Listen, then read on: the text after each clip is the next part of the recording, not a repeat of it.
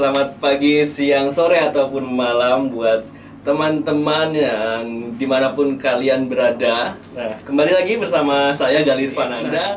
Kali ini, kalau kemarin kita sudah kedatangan tamu yang spesial, kita sudah kedatangan tamu yang lebih spesial. Nah, yang membawanya ke sini itu karena ketertarikannya pada musikalisasi puisi, yang membawanya bergabung dengan komunitas Jejak Imaji dan meraih beberapa piala di perlombaan baik nasional maupun regional. Wah, si pemuda ini lahir di Ngapak, Cilacap. Ya, tanggal 30 Desember 94.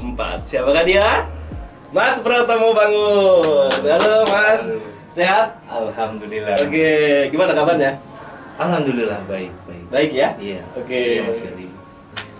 Sudah lama ya? Sudah lama berkecimpung di dunia musik ini, Mas?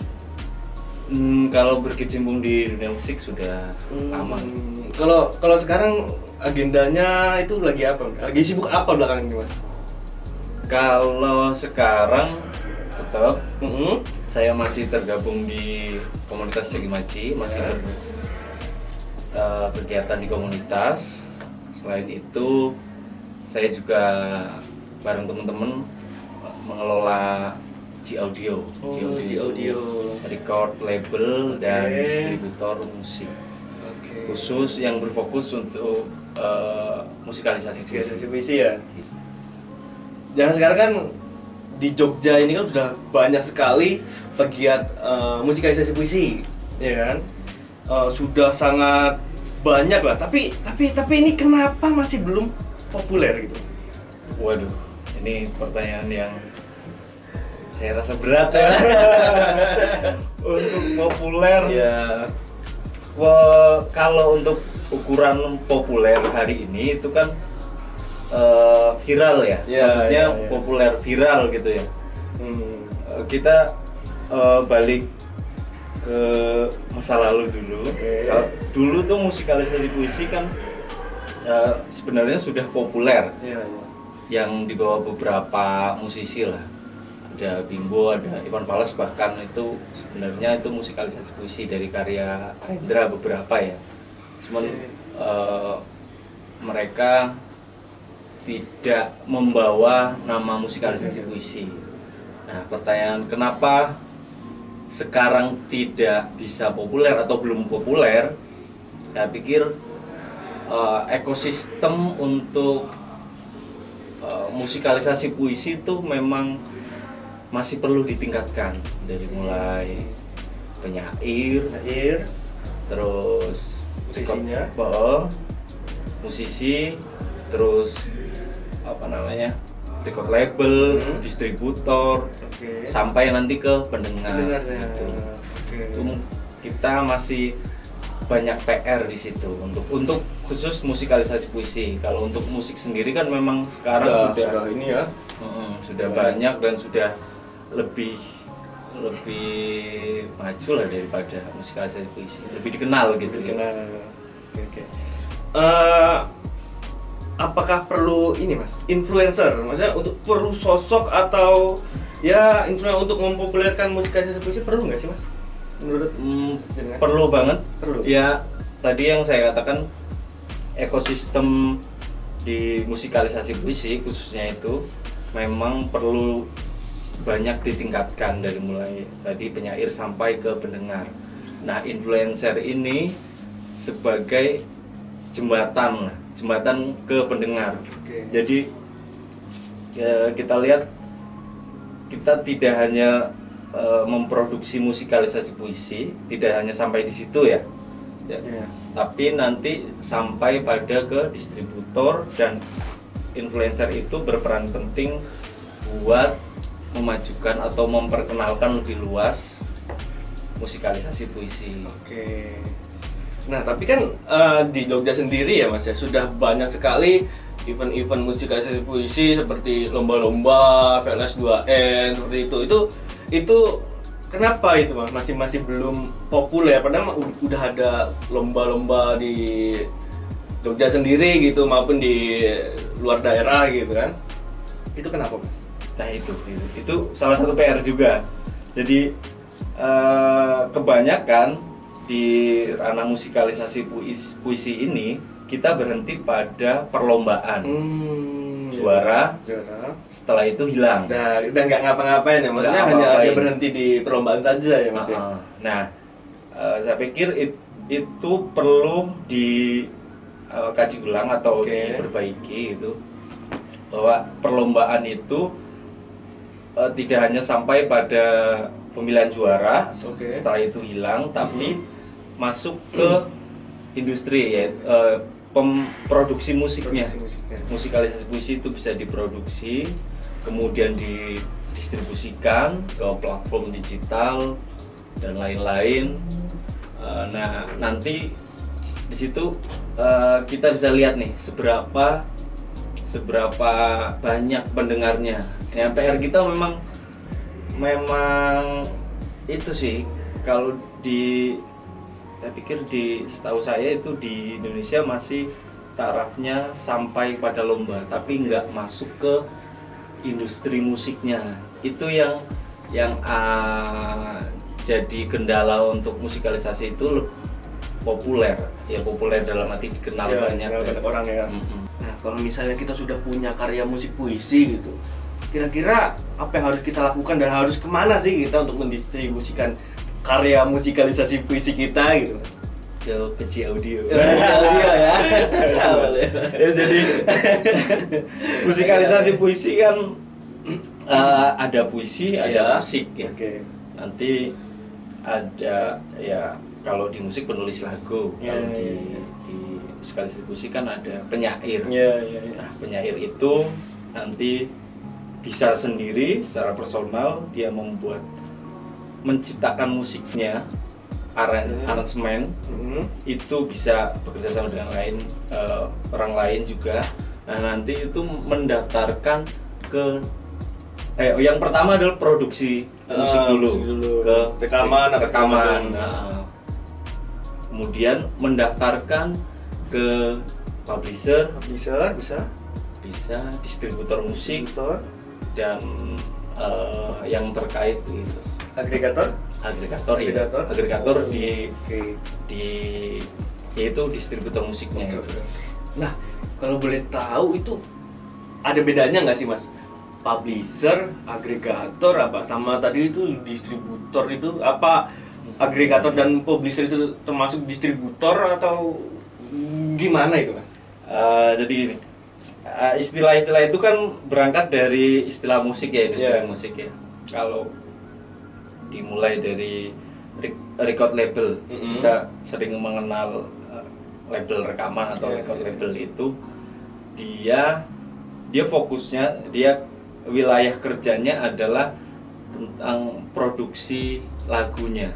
Jadi lagu dari si komposer, bisa nanti si penyair dan si arranger, kemudian direkam. Nah, wilayah record label itu memproduksi master lagunya, master musikalisasi puisinya itu. Nah, di situ kemudian dari situ nanti kita distribusikan, ada namanya agregator. Kita kan kenal Spotify, YouTube, terus Joox dan lain-lain lah gitu. Kalau yang paling populer itu ya di ranah digital ya. Nah, distributor musik itu yang akan mendistribusikan musikalisasi puisi itu ke platform-platform digital. Nah, selain itu kita mengenal tentang publisher atau penerbit musik gitu ya. Penerbit musik itu wilayah kerjanya adalah dia sebagai tangan kanan pencipta lagu. Kalau di musik berarti tangan kanan si pencipta musikalisasi puisi itu. Jadi dia nanti ranah kerjanya itu dia yang akan distribusikan? Bukan, hak cipta terkait? Iya, dia akan menjaga hak cipta si penulis lagu itu ketika lagu itu dimainkan di di acara off air atau di YouTube, dan dia mengelola royaltinya untuk si pencipta lagu. Nah, di situ juga dia nanti ada yang dia yang mengelola. Nanti kalau hari ini kan di platform YouTube itu banyak yang cover-cover. Ya. Si pencipta lagu itu nanti akan mendapatkan, sebenarnya ada dua hak yang didapatkan dari pencipta lagu itu. Ada hak moral sama hak ekonomi. Nah, hak moral itu jelas, itu udah mutlak, harus dicantumkan dimanapun ya. Kalau penciptanya satu ya satu, kalau pencipta dua ya dua, sesuai porsinya aja. Terus hak ekonomi nanti ada namanya itu mechanical right atau hak mechanical, performing right, sama synchronization right. Mechanical right itu pencipta mendapatkan hak penggandaan ketika misal lagu itu diproduksi ulang dalam aransemen yang berbeda, cover lah istilahnya gitu. Nah, si penerbit itu akan mengatur royaltinya berapa dan segala macam, itu yang berhubungan dengan si yang pihak terkait itu. Nah, untuk performance rights itu nanti penerbit bisa bekerja sama dengan LMK, lembaga manajemen kolektif, itu yang akan mengumpulkan royalti ketika lagu itu dibawakan oleh artis lain gitu. Di acara off air, terus lain-lain. Nah, itu nanti si pencipta pun dapat di situ. Kemudian yang terakhir synchronization right atau hak sinkronasi itu ketika lagu itu berubah, misal digunakan untuk latar film atau apa, iklan, iya betul. Itu nanti penerbit bekerjanya di situ.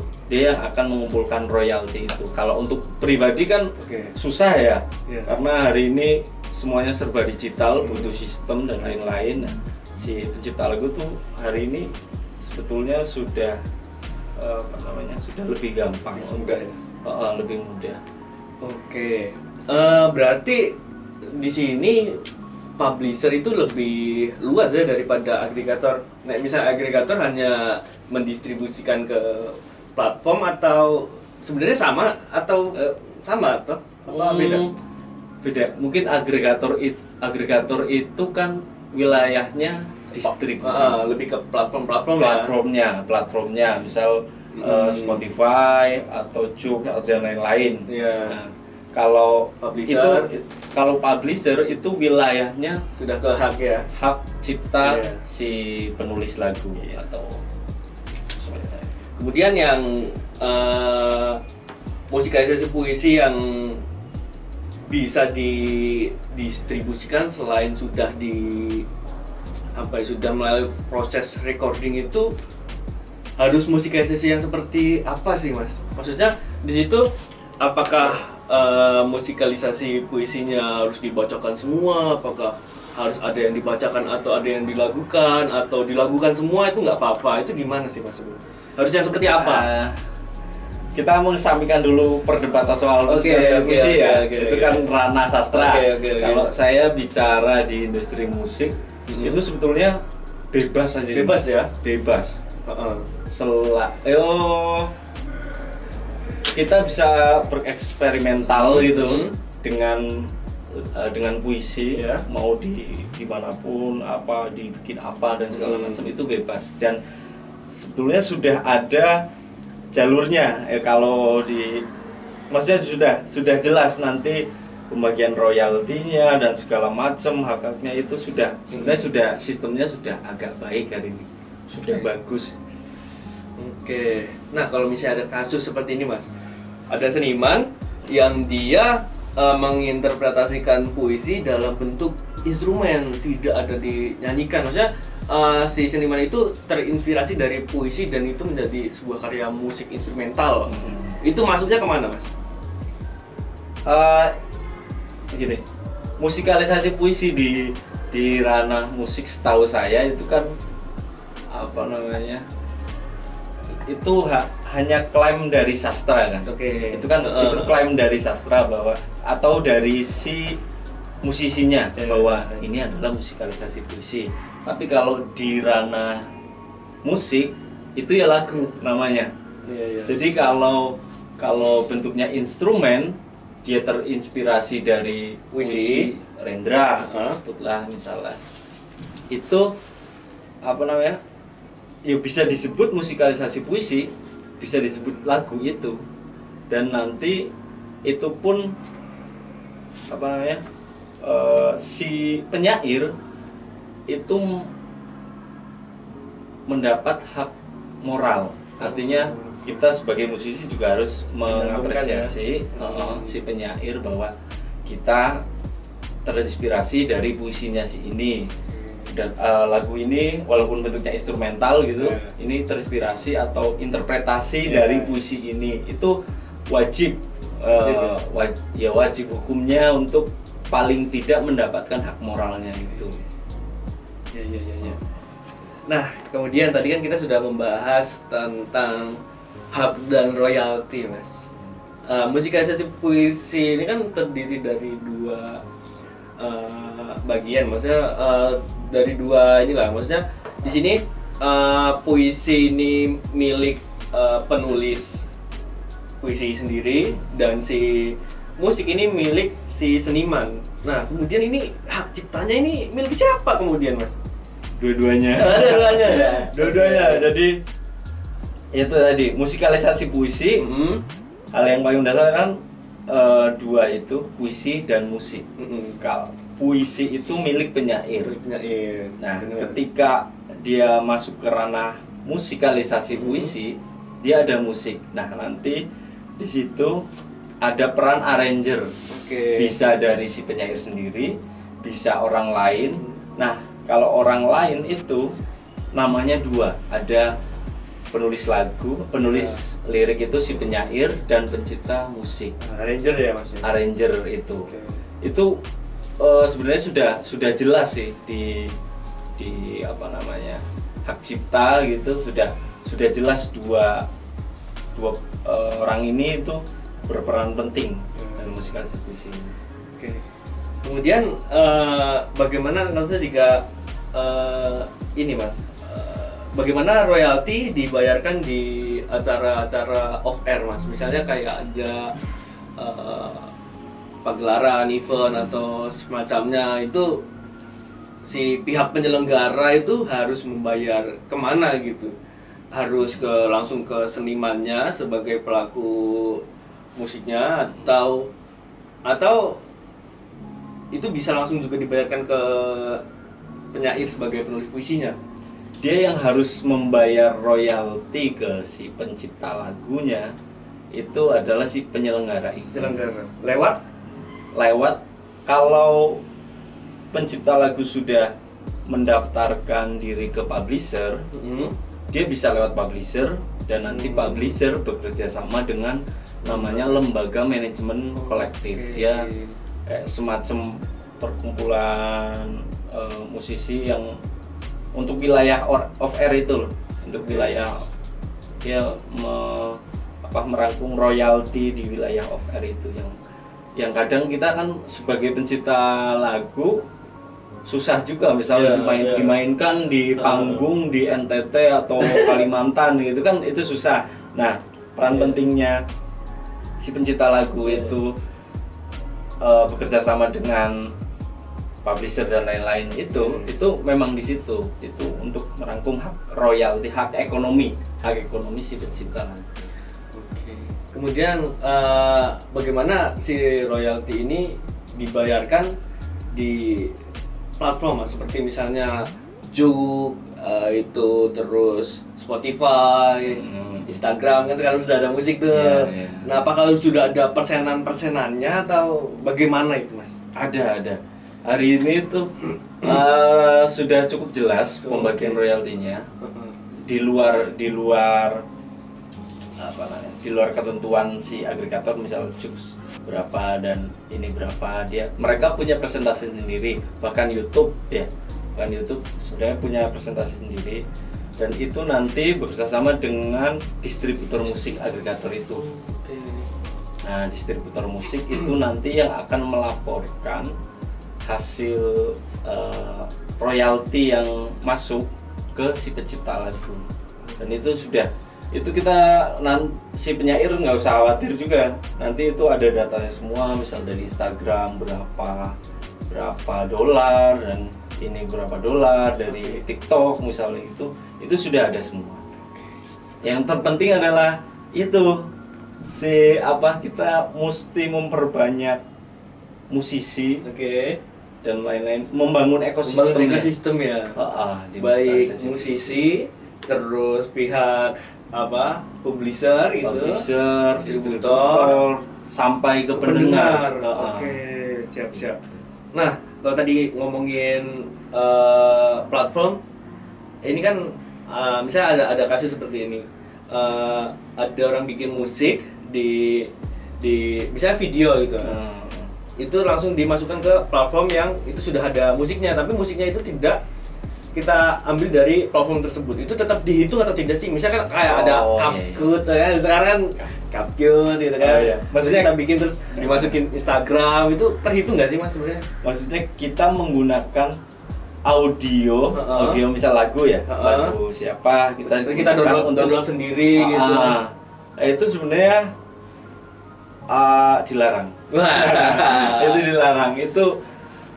Sebenarnya itu bentuk apresiasi yang paling mudah sebenarnya bagi pendengar. Sebaiknya memang kita tetap menggunakan musik audio yang dari platform yang sudah tersedia, artinya yang resmi. Misal Instagram itu kan ada Instagram musiknya. Memang harusnya dari situ. Jangan kita mendownload. Bisa mendownload itu kan pekerjaan ilegal juga kan. Kita downloadnya itu kan juga ilegal. Nah, itu saya pikir itu penting juga buat para pendengar, untuk mengapresiasi sekecil apapun karya lah. Tapi selama ini sudah berjalan sesuai semestinya belum sih Mas? Terkait distributor dan tadi LMK, terus publisher, agregator, itu sudah berjalan seperti semestinya belum? Saya pikir lebih baik ya. Nah, di ranah musikalisasi puisi ini memang harus ada yang fokus ke situ. Sekarang kita banyak penerbit, banyak distributor musik itu kan hanya di wilayah musik, tapi belum memperkenalkan musikalisasi puisi. Nah, harus ada yang di wilayah situ untuk memperkenalkan ke masyarakat umum bahwa ini loh musikalisasi puisi. Nah, G-Audio itu berperan di situ. Jadi di sini sebenarnya kenapa industri musikalisasi puisi ini belum populer? Yaitu dikarenakan industri musik puisi belum berjalan ya Mas. Ekosistemnya belum berjalan. Memang masih baik artisnya yang masih belum banyak, terus kita kan perlu belum ada influencer juga untuk mempopulerkan. Agregator juga bisa dibilang masih belum fokus pada musikalisasi puisi ya Mas. Betul ya. Kemudian pendengarnya juga masih sedikit ya kan? Masih sedikit, dan tingkat apresiasi kita mungkin masih kurang kita bisa mengapresiasi yang lain, tapi untuk mengapresiasi musik, bahkan musikalisasi puisi itu saya pikir masih kurang. Terakhir nih Mas, harapan Mas bangun nih untuk industri musikalisasi puisi kedepannya? Harapannya itu ekosistemnya terbangun.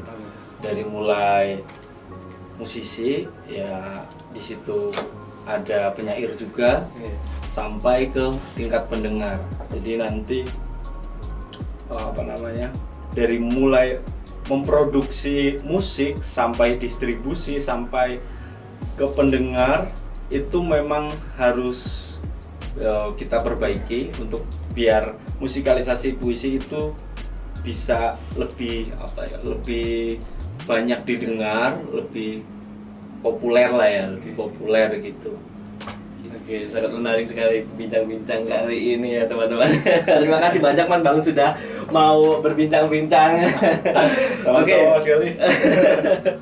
Oke teman-teman, jangan khawatir karena masih ada beberapa topik bahasan selain pada podcast kali ini, dan podcast kali ini bisa disaksikan di kanal YouTube Balai Bahasa Yogyakarta. Oke. Dan saya Galir Fananda. Sekian dan sampai jumpa.